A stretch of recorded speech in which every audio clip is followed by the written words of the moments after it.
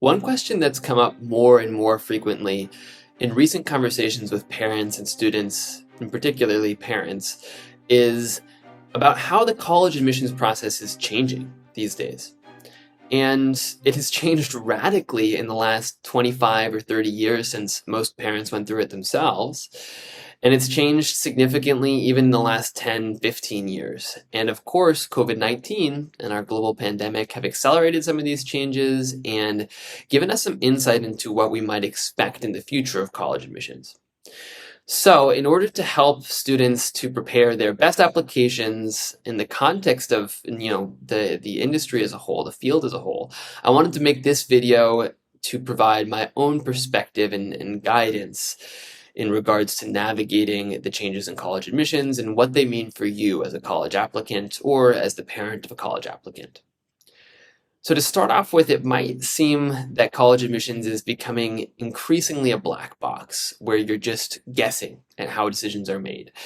And some things have come out that have made transparency a bit easier to understand. For instance, the fact that students can request to view their admissions files at a lot of universities and be able to see what comments were made and their decision, accepted students at the least, and matriculated students. But overall, this has led to a few different things when it comes to applicants. And the biggest one of those is that applicants sort of consider it a lottery and a numbers game and just say, I'm going to throw my hat in as many universities, top universities and colleges as I can, and therefore I'm going to increase my chances of getting into at least one. But this really subverts the notion of a fit for college, and it's kind of counter to the first change that I would highlight. And this big change is the shift toward qualitative assessment over quantitative assessment. Now, I shouldn't really say over quantitative assessment. I mean that the overall level of academic achievement across the world and across the USA continues to grow higher and higher and higher. And yes, there are inequities that are extremely troubling and need to be solved. But in general, there are more students achieving excellent grades at the top of their class, taking advanced, difficult courses in the AP curriculum or IB curriculum or A levels or wherever they are, whatever they're doing exceptionally well. There are more of these around the world, tens of thousands of absolutely top students, maybe hundreds of thousands. So this means that colleges that are highly selective have had to look beyond the very easily quantifiable elements of a profile, which are, of course, the GPA and test scores and the number, perhaps, of achievements. And they've looked into personal storytelling. So this is the second shift that's kind of caused by that change from quantitative to qualitative assessment. They've started caring more about how students are conveying their personalities, their identities, and how convincing they are about what they want to do in the future, their level of reflection on their beliefs and principles and traits, and how they think they're going to contribute to a college campus and what they're going to gain from that going forward. That whole narrative of connecting the past, present, and future has really gained in its importance, and is a part of why treating it as just a lottery, just a numbers game, means that you're almost bound to submit applications of a lesser quality because you do want to establish that connection and prove to the school that you know why you are a good fit for that institution on a personal and individual level. So that brings into change number 3. And change number 3 has to do with the extracurricular standards. Just as standards for academics have grown higher and higher and higher, and averages have gotten over 3.9, etc., for top universities, similarly, standards for extracurriculars have also grown extremely high as students take on more leadership. They take advantage of the internet to do all sorts of ambitious projects that wouldn't have been possible 10 years ago. They connect with professors at universities to engage in research. They take part in international competitions. They get internships at real firms that may be paid or unpaid, but they make an impact.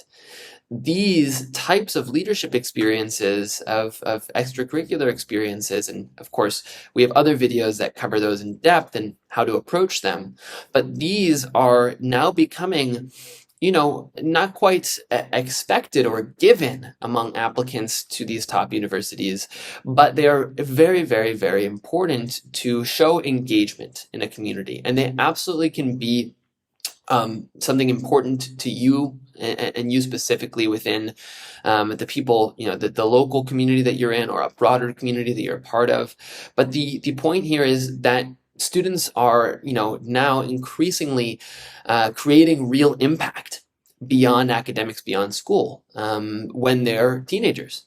And because more and more students are able to do this and finding the way, finding their own path to have such achievements, the overall standards for extracurriculars are rising. And often colleges are treating extracurricular profiles as one of the main kind of qualifying factors for that final decision of whether to accept a student or not. All right, now all of this kind of connects to the final big point, which is the fact that admissions offices, because of these admissions scandals that have rocked the industry in the last 5 years or so, they have increasingly put up firewalls between admissions and other parts of the university, administrators, professors, etc.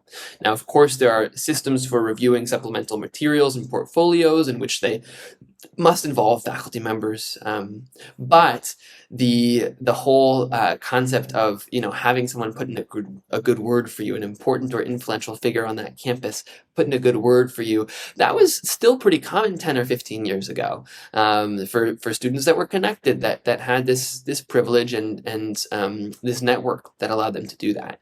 And it really is something that colleges are actively discouraging now, and it's more likely to hurt an application rather than help it these days. Same thing for getting that recommendation letter from the famous or influential person. Unless you have had substantial, actual, tangible experience doing something for that person, working with them, helping them in some way, getting that letter, it may not be an asset to your application anymore. And what the flip side of that is that portfolios and different ways in which to showcase accomplishments and stories are, I think, going to continue growing over time. Different colleges will have to find their own ways to standardize them, or the Common App will have to increase its standardization in regards to opportunities that it's giving students to do STEM portfolios versus arts portfolios versus writing portfolios. All sorts of different things that should be able to come together and add to this qualitative assessment of a student's achievement, even if they don't have all these recognitions or awards on their resume. So that is one of the final things that I think is going to continue changing in college admissions, is that the number of formats and mechanisms for communicating achievement and passion are going to continue expanding, but at a sedate pace, because of course admissions officers have very limited time to review each of these profiles, and therefore they need a streamlined workflow when it comes through assessing all the different parts and materials of an application and putting them together as a whole.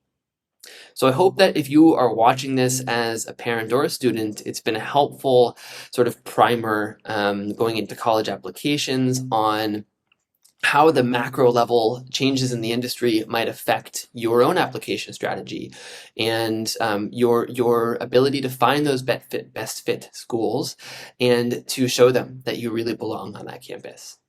So best of luck with the applications, and stay tuned, because I will be producing more and more of these videos over the coming months to give my own perspective on college admissions.